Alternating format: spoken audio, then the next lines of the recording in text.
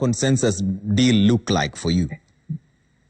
Yeah, I think we have now canvassed this matter to the extent that we have a basic minimum that we seem to agree. And the first minimum that we seem to agree, Trevor, is that this year you cannot do anything because people have already budgeted for the monies, and you cannot remove it, from them because it will be unfair.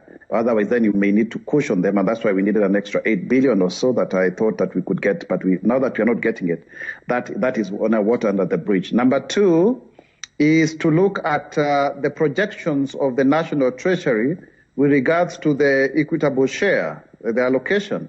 And I think up to 2023 is when you are going to get about 332 billion, you see, so that you do not plan with money that you do not have. So that is actually one way of building a consensus. Number three is to look at the parameters as provided for by the various formulae, by Wamatangi, by Petronila Were, by Orengo, and of course the Lenturi one, and get the best of all of those formula and come up to a consensus. Now, some of us have issues to do with the fact that the Sakaja Lenturi formula, the Were formula, which I actually seconded, are freezing the population way back to 2009. And you know very well there was actually an issue there because some of the counties rigged their population. So even in 1963, Trevor, the basis for allocation was population.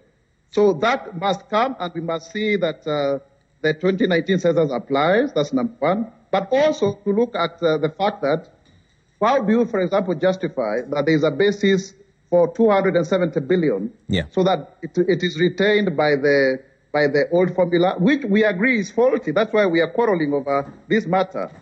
So that needs to be explained. But I believe there's a way we can come up with a win-win situation where we look at all of the other formulas and agree that this is a way to move forward. However, I must insist, Trevor, that we need more monies devolved to counties. Why?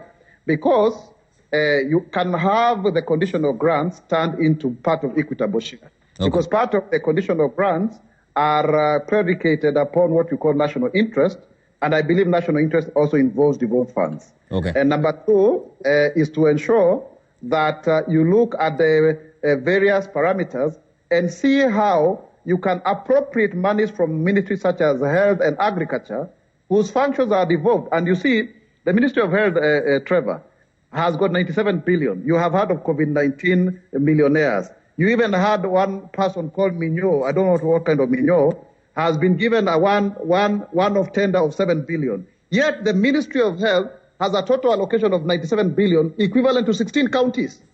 If we had these monies devolved, then we would not be arguing.